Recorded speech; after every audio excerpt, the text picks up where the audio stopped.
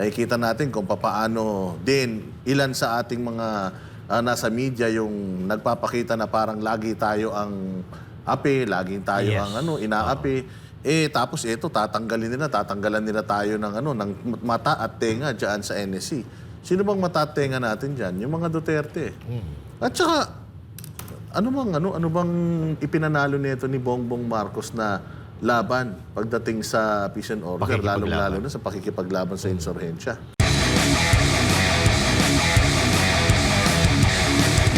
Yung pagtanggal kay VP Sara at sa mga dating Pangulo ng Pilipinas sa NSC. May balita tayo National dyan. Security Council. Ito.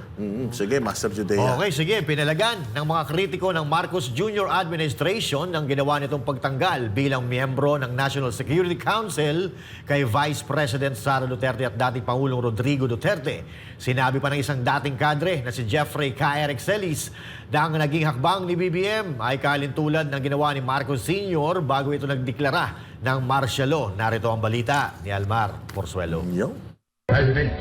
July 1950, sa administrasyon ni dating Pangulong Elpidio Quirino, nabuo ang National Security Council o Executive Order No. 330. Ang NSC ay isang sangay ng gobyerno na naglalayong mabigyan ng abiso at rekomendasyon ang Pangulo ng Pilipinas kaugnay sa kasalukuyang estado ng seguridad at depensa ng bansa. Binubuo ito ng Presidente ng Bansa, Vice Presidente, Senate President, Speaker of the House of Representatives at iba pa na may kinalaman sa depensa at seguridad. Kaugnay nito, naging tradisyon na rin sa NSC na mananatiling miyembro ng nasabing ahensya ang mga dating Pangulo ng Bansa dahil sa kanilang kakayahan at karanasan na labanan ang banta sa seguridad ng Pilipinas. Sa paglipas ng mga nagdaang administrasyon ay makailang beses na rin na iba ang komposisyon ng NSC. Ngunit sa panahon ngayon ni Bongbong Marcos Jr. na yata ang may kakaibang pagbabagong ginawa sa National Security Council. Dahil nito lang nakaraan ay naglabas ng Executive Order No. 81 ang palasyo na nag-uutos na tanggalin bilang miyembro ng NSC ang Vice Presidente at mga dating Pangulo ng Bansa, bagay na pinalagan ng ilang personalidad at kritiko ng kasalukuyang administrasyon. Para sa dating Chief Presidential Legal Counsel ng Duterte Administration at batikang abogado na si Atty. Salvador Panelo, normal lang na magkaroon ng pagbabago sa NSC. Ngunit ang tanggalin bilang miyembro nito ang pangalawang Pangulo at ang mga dating Pangulo ng Bansa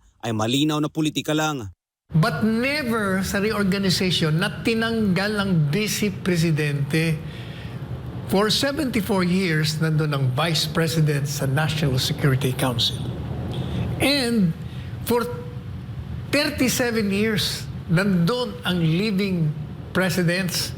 Tapos suddenly, tatanggalin nyo. O tapos sasabihin nyo, hindi, reorganization. Hindi, ano ba tawag mo nun? Hindi, politika. Paliwanag nito, dapat hindi ito ginawa sa NSC dahil kung seguridad na ang pag-uusapan, dapat anya ay nagkakaisa ang bawat Pilipino tuwing may banta sa ating bayan. Alam po ninyo, kailangan ng presidente ng bansa ang talino, ang kahusayan, ang karanasan ng mga taong makakatulong sa seguridad. Sabi ng iba, hindi kasi kalaban eh. Kahit na ho kalaban sa politika, the national security must go beyond political borders. Hindi po pwede yan kasi seguridad ng bansa pinag-uusapan. Kahit magkalaban tayo sa politika, hindi tayo nagkakaintindihan doon. Pagdating doon, Pilipino tayo pareho. Kailangan magkaisa tayo rito. Kalimutan natin yung buwisit natin sa isa't isa. Hindi yung tatanggalin mo. Iba naman ang tingin dito ng isang geopolitical analyst na si Professor Herman Camentong Laurel sa eksklusibong panayam ng SMNI News. Sinabi nito na ang naging hakbang ni Marcos Jr. na tanggalin sa NSC ang mga Duterte ay malinaw na kumpas ng Amerika. Anya, nais ng mga Amerikano na matanggal sa kapangyarihan ang mga lider ng Pilipinas na nais ng independent foreign policy. Maging ang mga kaalyado umano ng Marcos administration na kilalang panig sa kaliwang grupo ay natutuwa sa pagtanggal sa mga Duterte sa NSC. Ang Amerikano, of course, matutuwa ang Amerikano ma-isolate yung nagtataguyod ng independent foreign policy. Sila Sara, sila Digong, at yung mga kahanay nila. But yung kampon nila Bongbong Marcos, nila Martin Romualdez sa Kongreso, matutuwa rin kasi kasama nila sila Brosas, sila Franz Castro, sila Paduano, hindi ba, sa Kongreso. Ito anya ang nais ng Amerika na mangyari sa Pilipinas, ang magkagulo at manatiling mahirap ang ating bansa, bagay na pinahintulutan umano ni BBM. Malinaw na malinaw, yun naman ang laging strategy po ng Amerikano at yung kanilang mga proxies. No? Bago umakap na naman si Bongbong Marcos sa mga Amerikano, before that, nagkakaisang bayan, nakafocus tayo sa economic development at recovery from the COVID-19 crisis. So we're losing our economic advantages and going into this chaotic, itong magulong mga politika na divisive na ginagawa ng Bongbong administration ngayon. Ngunit para sa dating kadre na si Jeffrey K. Eric Celis, kailangang ipaliwanag ni Bongbong Marcos Jr. kung bakit niya tinanggal sa NSC ang mga Duterte at ang mga dating Pangulo ng bansa. Sinabi pa ni Celis na dapat ilatag ni BBM sa publiko kung ano ang kanyang mga nagibatayan kung bakit tinanggal sa posisyon ang mga nabanggit na individual. Mr. Marcos needs to explain to the people why is he removing Sara Duterte from the composition of the National Security Council at pati si former President Rodrigo Duterte and among others. Ano ang batayan nito? Ano ang kanyang naging sandigan at salalayan? Is there a categorical national intelligence report that Sara Duterte and Rodrigo Duterte are now considered individuals who are threats to our national security? Are they considered enemies of the people and enemies of the state? Sa kanyang social media account, sinabi ni Celis na ang ginawa ni Marcos Jr. ay kahalintulad ng ginawa ng kanyang ama bago magdeklara ng martial law. Si Fernando Lopez ay tinanggal ni Mr. Marcos Sr. Bilang bahagi sa National Security Council sapagkat may nakikita na palang direksyon ang tatay noon ni Marcos Jr. na magbubuo siya ng isang otoritarya na paghahari similar sa isang diktadura o ang tinatawag niyang constitutional dictatorship na kung saan ang pinakasentro ng kanyang pamumuno sa pamahalaan ay nakasandig sa pagpapatupad ng martial law o batas militar. So, para mangyari yon na hindi masubaybayan at magkaroon ng political opposition doon sa strategic direction ni Marcos Sr., ang kanyang unang ginalaw ay ang pag-reorganize ng National Security Council. Dagdag pa nito, magkakaroon anya ng magandang pagkakataon ang komunistang teroristang grupong CPP, NPA, NDF na rumesbak at magpalakas dahil sa nangyayari ngayon sa NSC. So ang epekto niyan, mas lalong magiging maganda ang pagkakataon at oportunidad para sa CPP, NPA, NDF na mag-rebound at mag-recover because hindi maganda ang nangyayari sa ating national security programs and national security direction and policies.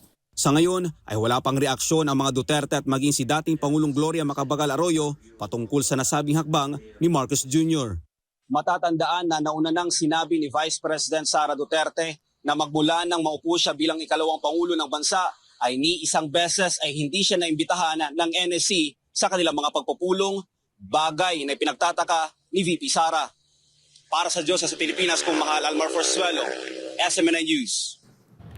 Alright. Naku, mabigat kasi talaga ito yung pagtanggal sa kanila, lalong-lalo na sa Vice President na aktibo pa, Yes. na membro ng gobyernong ito. Kasi hindi naman ibig sabihin ang isang VP Sara hindi na nakikipag-cooperate sa kanila or nagsasalita na against sa mga ginagawa nilang kabulastugan.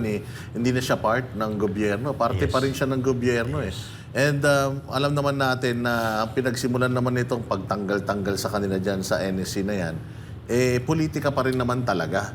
Pero importante na na dapat hindi mo tanggalin unang-una sa lahat ang mga Duterte dito sa NSC dahil alam naman natin isa yan sa nagdala sa kanila sa pedestal Yes. yung kanilang paglaban sa insurhensya at yung kanilang pagprotekta sa interes ng Pilipinas Yeah. Kaya nga nakipagkaibigan si Pangulong Duterte sa sa Russia, sa China, sa Amerika. Sabi nga niya, siya nauna nagsabi nun na friends to all, enemies to none.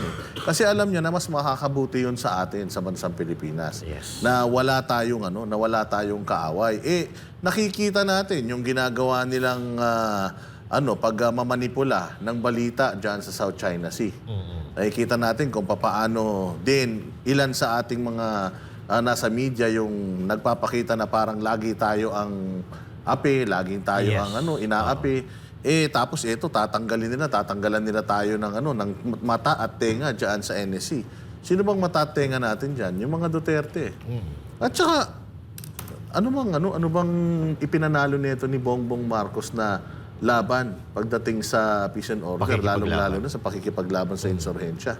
Parang wala pa naman ako naririnig dito maliban sa nanalo siya dahil tawag dito, hindi pa siya nagpapa-drug test ngayon. Pero ito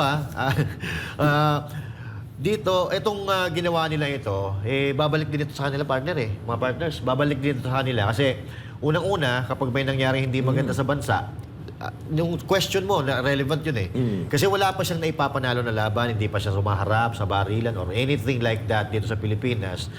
Tapos now, parang siya yung presidente ng Pilipinas, tinanggal niya yung mga personalidad na may kakayahan at may eksperyensya sa pagkikipaglaban para sa kapayapaan ng ating bansa. Medyo may balik sa kanila ito. Kasi once na may mangyari na hindi maganda sa ating bansa, babalik ito sa kanila. Kasi tinanggal nyo ganito, ganyan, pinagpapasok nyo sa ganito. Ang masama dito, baka mamaya tinanggal yung mga Dutertes and yung mga previous presidents, yung mga buhay na presidente ngayon, tinanggal nila at pinalitan noong mga nasa politika ngayon na dating mga rebelde. Yun ang ang masaklap. medyo masama. Hindi ko pa alam pero meron yung isang magaling mag-English na congressman kasama na daw dyan ngayon sa National Security Council. Yung, sino ba yan? Yung dating artista. Yung Kulelat Yung dyan Kulelat, sa Laguna. Kulelat, yung ilalampaso ni Son Aragones. Anong alam nun? Kaya nga, kasama na dyan. Kaya nga, itong sinasabi ko, ito magbabackfire din naman ito sa kanila. Sabi nga nila kung may kaaway ka, hayaan mo silang makagawa ng mga pagkakamali na yung pagkakamali na yun, yun din magpapabagsak sa kanila. Ito, marami na nagagalit ng mga Pilipino.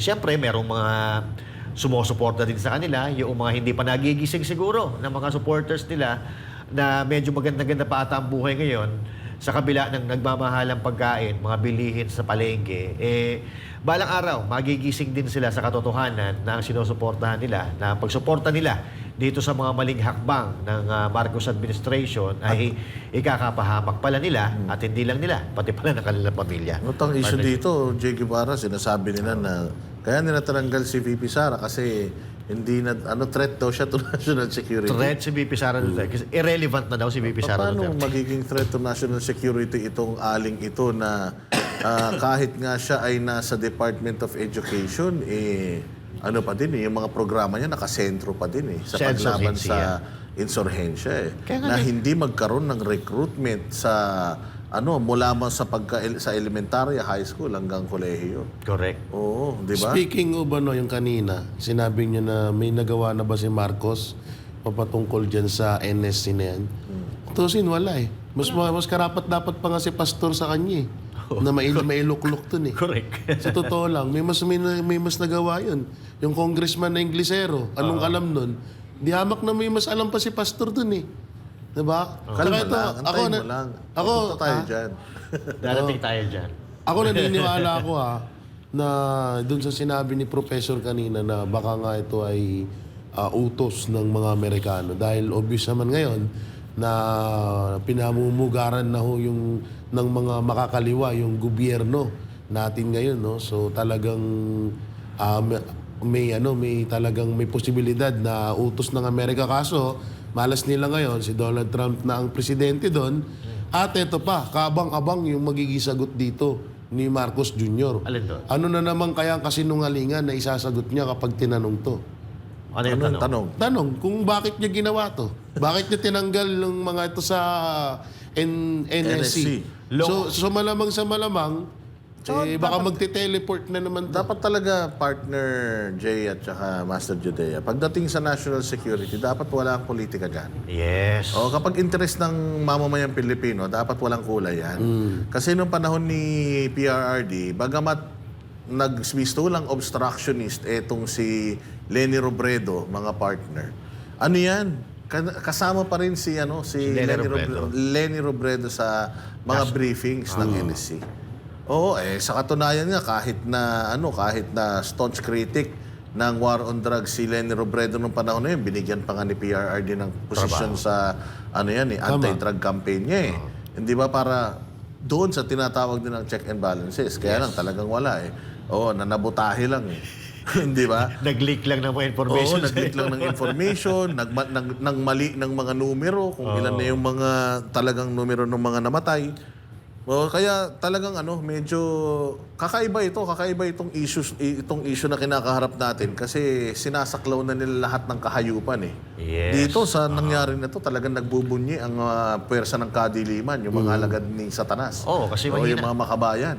Kasi mahina na eh. Mahina. Napahina nito yung ating national security. Kasi alam naman natin na yung mga Duterte talagang yaan talaga ang lumalaban sa insurgency dito sa Pilipinas. Ito political moves na lang ito eh. Ito ay, kung hindi ito political move, insecurities. Dahil pag nandyan sa loob, si VP Sara Duterte or si Pangulong Duterte, malalaman natin kung ano yung mga galawan nila, kung paano nila pinapangalagaan ng ating kapayapaan dito sa ating bansa. Kaya siguro isa ito sa dahilan nila para hindi sila mapahiya. Kasi every time na bumubuka, gumagawa sila ng mga moves sa gobyerno ngayon, napapahiya sila eh. Hindi kaya Master Judea. Ano? Kasi di ba lately, nakita naman natin sila nagtatalo-talo na. Oo. Meron nung isang napanood na video na sila nag-aaway-away na sila. Patungkol sa budget ng presidente. Ayun. Di ba? Nakikita nyo na parang yung Makabayan Block gusto na rin nilang silipin. Yes. Yung budget ng presidente. Kasi may confidential funds din daw ang presidente. At yamak na mas malaki. Oo. Tapos pinipilit na inilulusot na lang nila. Garin. May nakita akong video na gano'n eh. Hindi kaya dahil nakikita nila na etong Makabayan Block mukhang Desidido mukhang or- na. Nandun Mukhang na pati eh. sila tinutuklaw na. Nasa tarangkahan na nila Oo, eh. pati sila tinutuklaw na eh. Kaya ginawa nila ito na, sige, bigyan natin ng something, parang buto. Kumbaga mga aso yan. patakamin Bigyan natin ng natin. buto para may nguyain yung mga animal na yan. O hindi ba kaya ito, ganito ang ginawa sa NSC, tinanggal. Pero wrong move pa rin, partner J. Wrong move talaga wrong to. move eh. Oo. Kasi eto dito nalalagay dito sa alanganin yung mga Tayo buhay eh. natin. Ayun na nga ang Tayo problema. nalalagay sa alanganin. Kaya ngayon yung sinasabi dito ni Sal Panelo na pagdating sa usapang national security, pagdating sa usapan sa mamamayang Pilipino at Pilipinas, dapat wala talagang ito talaga dapat dito nila pinapractice yung unity. Kampi-kampi tayo dito. Eh. Walang Considering na nila yun, campaign platform nila yung unity na yan. Dapat kahit Campaign man lang promise dito, nila yung unity na yan. Dapat at least man lang nag-e-effort sila na mag-bridge eh. Hindi eh. Kaya ako talaga medyo talaga ako dito. Alanganin tayo rito. Alanganin tayo rito kasi parang ginagawa nila is para mawalan kayo ng intel. O gagawa ng kalokohan etong mga to katulad ng sinasabi ni Ka Eric na bago mag-martial law ito ginawa nung senior. So history repeating Repeats. itself. Oo. So, Tinanggal pa rin ganun si Lopez, no? Oo, ganun kaya ang ginagawa nila na pagkatapos kaya nito magdedeklara kaya sila ng martial law.